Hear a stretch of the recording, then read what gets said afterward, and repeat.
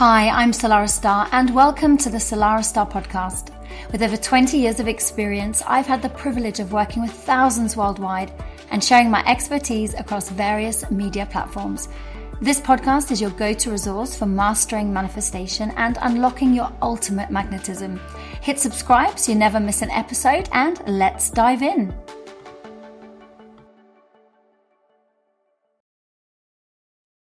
And a very warm welcome back. Salarah here, and I'm so excited to explore this topic with you today because I'm sure many of us at some point in our journey have felt the same feeling when our personal development and our growth simply stops feeling exciting.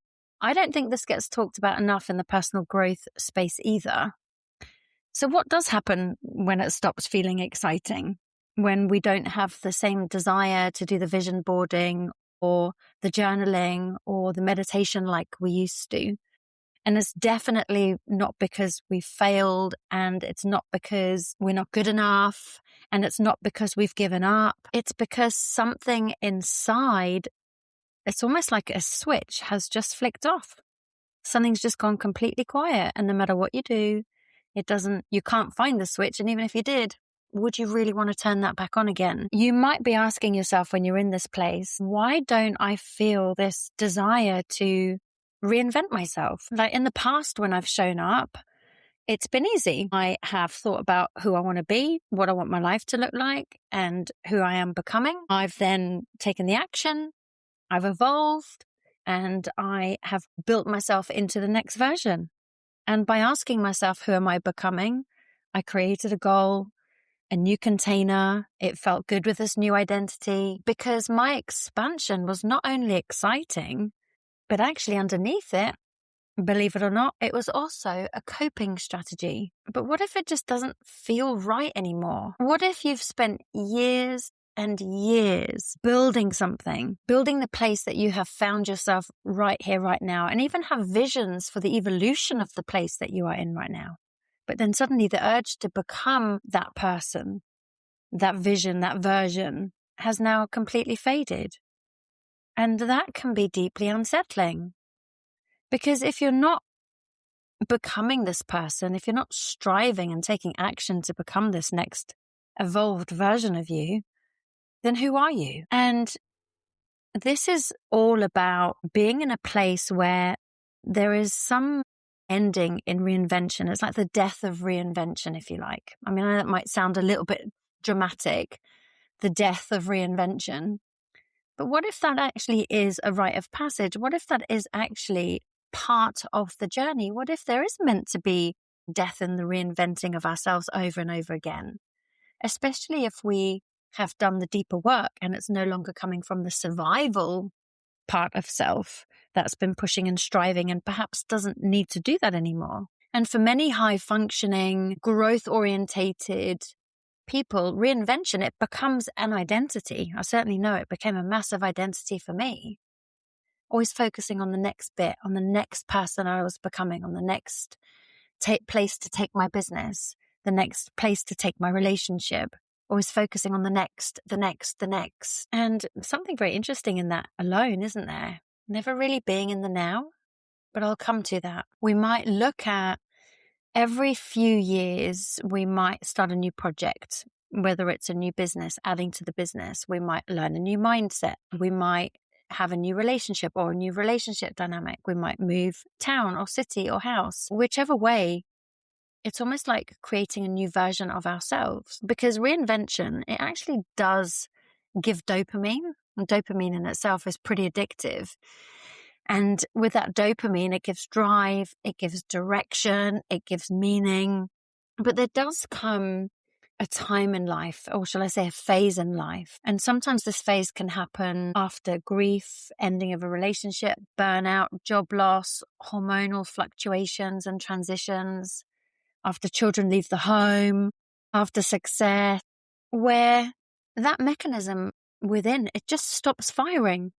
And you think to yourself, well, what's happening to me? Like, why don't I have the same drive that I used to have? What's wrong with me? Why don't I care? Why don't I feel that energy behind what I'm pursuing? Why doesn't this excite me anymore? Why do I feel flat? Why am I feeling like this life doesn't fit me anymore? And this is where there's a pretty important reframe. Because for many people, they kind of worry that they are either giving up or not caring and having like the sense of apathy. And they think it might be depression, but it's not. Or a lot of the time it isn't. I don't want to medically diagnose here, but at least play with the idea that apathy and all of these feelings, it's not depression at all. Maybe it's the quiet death of the striving identity, the striving part of you who had to push, who had to force, and has now changed gears and doesn't want to live like that anymore, or perhaps doesn't even need to live like that anymore, but it's retraining ourselves. And I think it's important to discuss the hormone layer, just because I'm 50 years old now. I'm going through my own transitions. Many women around me and even men are going through many different transitions. And I think it's important to acknowledge the biology of this, because for men and women, we'll talk about women first, there are hormonal transitions. Of course, you've got perimenopause, menopause, postpartum shifts, monthly fluctuations, and these kind of impact your dopamine, your serotonin, oxytocin, and then impacts nervous system regulation. And of course, we've got estrogen, which supports motivation and feelings of joy and creativity and pleasure. And when it fluctuates or drops, that drive can absolutely soften. And you might think to yourself, why don't I want to do what I used to want to do anymore? Why don't I have the same patience, the same tolerance? Why can't I keep pushing the same way that I used to? And then for men, their testosterone fluctuates, go through midlife transitions just the same as women do. And there might be chronic stress, long-term relentless pressure, and all of that can reduce dopamine drive as well. And you might think, if you're a man listening to this, why doesn't achievement hit me in the same way anymore? Why don't I feel that same thirst for success that I used to feel? And here's a nuance. Hormones don't always create the shift, but sometimes they reveal it. They strip away the chemical intensity that was fueling your striving. And without that fuel, you get to meet yourself. You get to meet the you that was always there, that wasn't ever able to be heard or seen because of this drive and this strive. And I heard something really interesting the other day. Actually, this is more focused on women. You might find this interesting for the men listening out there too, is when women hit a certain part in their life, they not only become aware of their people-pleasing tendencies that they have been playing out for years and years, but they no longer have the tolerance to keep them up anymore. And I think I read somewhere that that's to do with estrogen. And when the estrogen drops, estrogen is actually the people-pleasing hormone. And when that's gone, it's a completely different conversation. And actually, for a lot of women, they realize that it's long overdue, and estrogen had been masking the people-pleasing and the boundaryless existence for so long, which had created huge amount of resentments over time. So it's interesting from that perspective as well. There's also the identity shifts that we experience, as I previously mentioned, divorce, when we become a parent, losing a job, when someone has a spiritual awakening as well, or just any kind of awakening. And we don't always talk about those kind of shifts, but they really do test who we think we are or who we believed we were or are.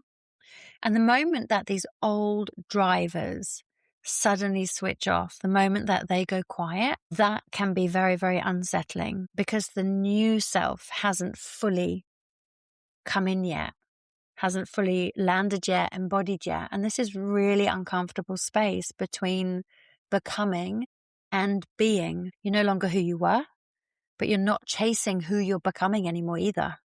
You're just here. And if your entire self-concept has been built around growth, evolution, consciousness expansion, personal development, improvement, that stillness, that can feel really threatening and super alien as well, because your nervous system learned something early on, that if I keep moving, I am safe. If I keep achieving, then I am valuable. I'm worthy. If I keep expanding, I won't get left behind.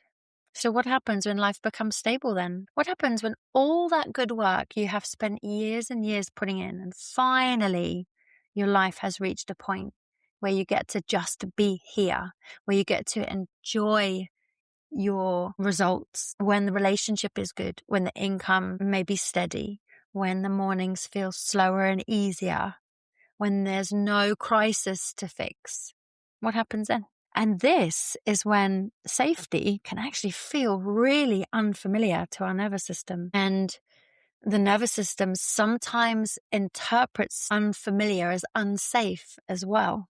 You know, that unsettled feeling, that low mood. It may not be that there's anything wrong that needs fixing or healing or changing. It may be your body adjusting to safety. So what if you're not meant to become somebody new?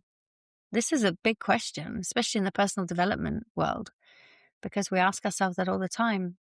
What if you're not meant to reinvent yourself right now? What if you're meant to enjoy what you have already built? And that doesn't mean stagnation. It just means integration. It means presence. It means finally being able to land in the moment. There's always going to be seasons of expansion, which means there's always going to be seasons of integration as well. And if we think about the expansion side of things, our expansion, it builds our identity.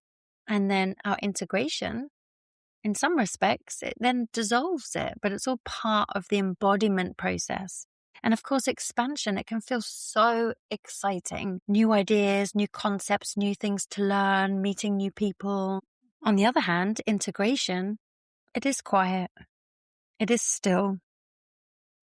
And of course, if you're used to being busy all the time, the integration phase is going to feel really weird. It's going to feel really alien. When your expansion says to you, well, who am I becoming? Your integration asks you, can I be with who I already am? For many women, especially those who have spent decades proving, pushing, managing, forcing, juggling, holding everything together, the idea of not striving can feel like a loss of purpose.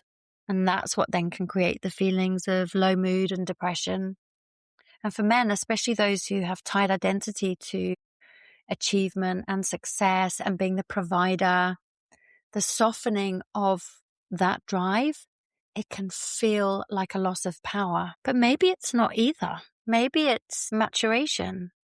Maybe you're maturing. Of course, we've always got the little niggle at the back of our mind, like the financial side, the reputation side. Let me ask you a couple of powerful self-inquiry questions. If you knew your income would be completely handled for the next 5 years, if you knew your reputation was secure, and if no one expected anything from you, would you still feel the urge to build something new? Or would it feel like a relief? That answer in itself tells you absolutely everything right now. Because if the urge disappears when pressure disappears, then the driver wasn't a pure desire in the first place. It was conditioning. It was fear. It was identity maintenance, if you like. So are you in a state of apathy, or are you just outgrowing something? Because a lot of people in this phase assume, like I mentioned earlier, that there might be something else going on, like depression or such like. And yes, something like that absolutely does need support and care. But sometimes what you're feeling, it isn't collapse at all. It's a completion. You've outgrown the version of you that was powered by proving and needing to earn your right, your place. The new version of you hasn't been defined by anything yet. And that in between can feel empty. It can feel meaningless. It can feel unsettling. But that place, that meaninglessness, that unsettlingness, that here-ness, that presence, that integration, it's often just space before redefinition. And if, like me, you grew up in instability, in chaos, in emotional volatility or pressure or performance-based love, striving became a regulation. Pushing forward kept you out of pain. So when you finally build a stable life, your nervous system goes, well, what now? It doesn't recognize calm as familiar.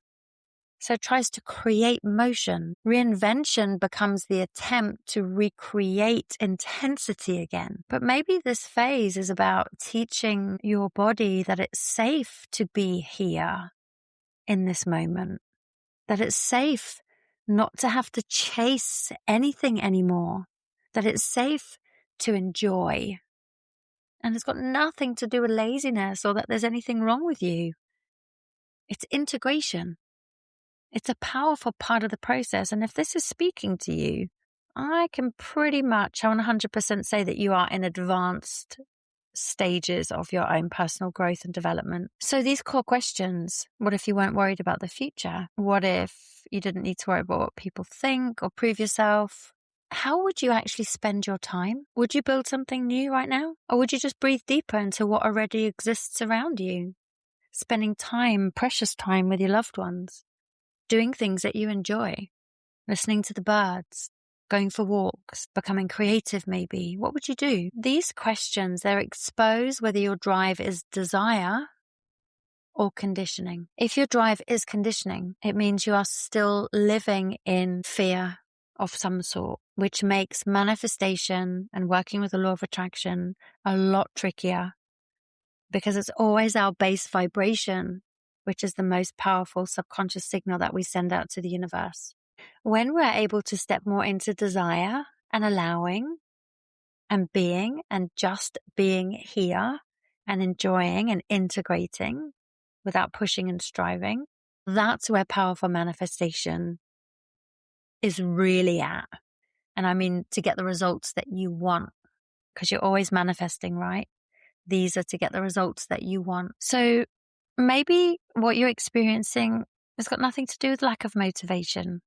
Maybe it's the death of striving and pushing. And all I'd like to say is congratulations to you if this resonates. Because maybe you're not meant to become somebody new right now. Maybe you're meant to experience the man or the woman that you have already become. Get to know the you beneath all of that pushing and forcing. And yeah, it can feel empty before it feels like freedom. Definitely. And the final illusion really is dissolving, or one of the final illusions. And that illusion is I must keep pushing and becoming in order to stay valuable and safe. But the most radical phase of any growth is not expansion. It is allowing yourself to land here, to be here.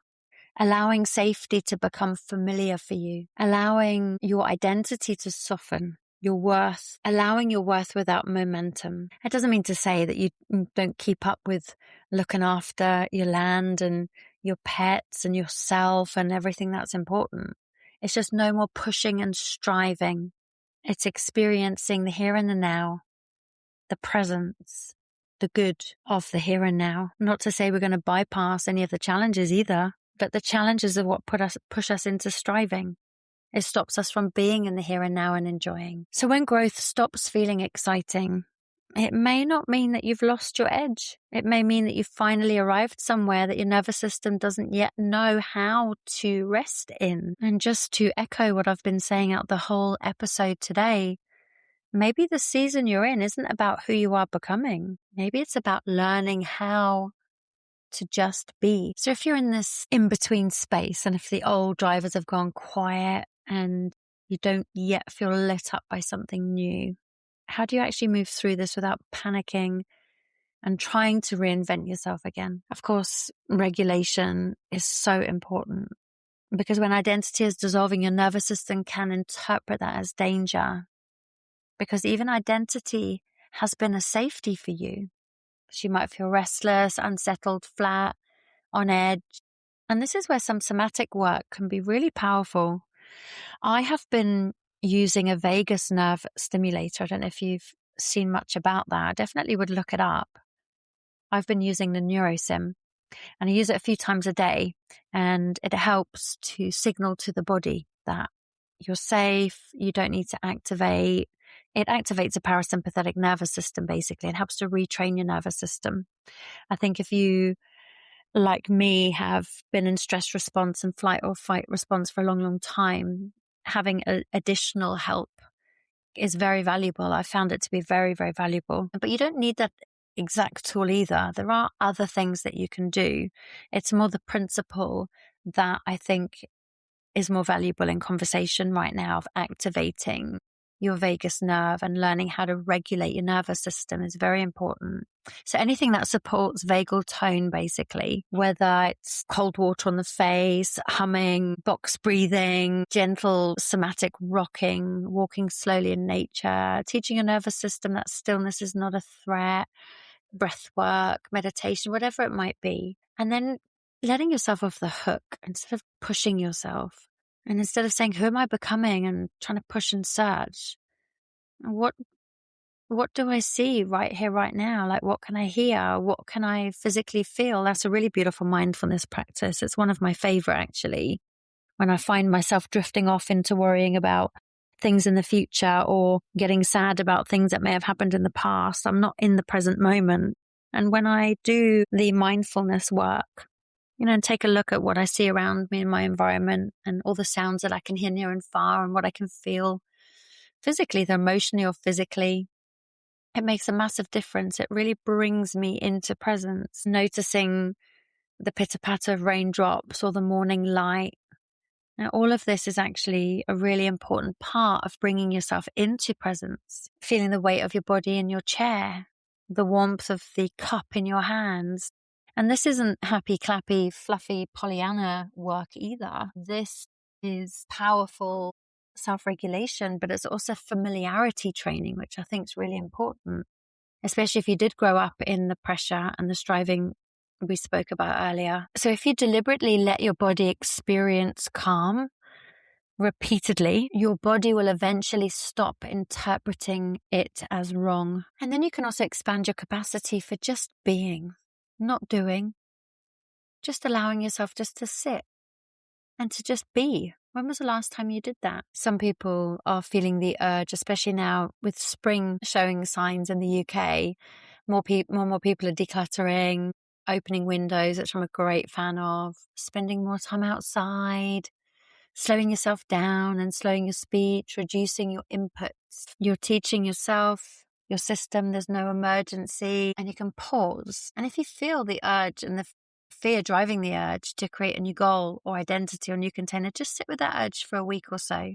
Is it a desire or is it a discomfort? And you can just let yourself be with what the answer is, because if it is a true desire, you'll feel really energized and excited. But if it's discomfort avoidance, it'll feel very different in your system. If something truly wants to be born from you, it won't disappear because you didn't rush it. And if you are feeling flat, you can ask yourself, is it because I'm depleted? Is it grief, hormonal recalibration, absence of adrenaline? It might be all of them or some of them. Sometimes what feels like apathy is your nervous system no longer being powered by the stress chemistry anymore. And that's a good thing. It can feel eerily quiet and weird, but it shows evolution in a different way, more impactful, longer term fulfilling way. So if this has spoken to you, this conversation today, and you're in that space where growth has stopped feeling exciting, then I want you to know that that is a completely normal place to be in at some point in your life. You are going to always get to this point. And it's not because there's something wrong with you. It's not because you're not good enough. It's not because you're a failure. It's because you are maturing. You're integrating. You might just be arriving somewhere your body hasn't learned to rest in yet. And maybe, just maybe, the season that you're in isn't about who you are becoming. It's about letting yourself experience who you already are. So once again, if this resonated, please take a moment to rate the show. It always helps so much. It helps more people find these kind of conversations. And if you can think of somebody who is a little lost in their own transition right now, then it may be nice to hit the share button and share the link to the show with them as well. And if you want deeper tools for recalibration, you can download my free energetic recent. I'll pop the link in the show notes, and I will be back with you the exact same time next week, and I really look forward to it. Take care. Bye for now. Thank you for tuning in to the Salarah Starre podcast. If you enjoyed this episode, make sure that you hit subscribe so that you never miss out. And you can stay connected with me on Instagram at Salarah Starre. And for even more inspiration and explore my courses and coaching at salarahstarre.com. You deserve to live a deeply connected and fulfilling life. And it's only you that can make it happen.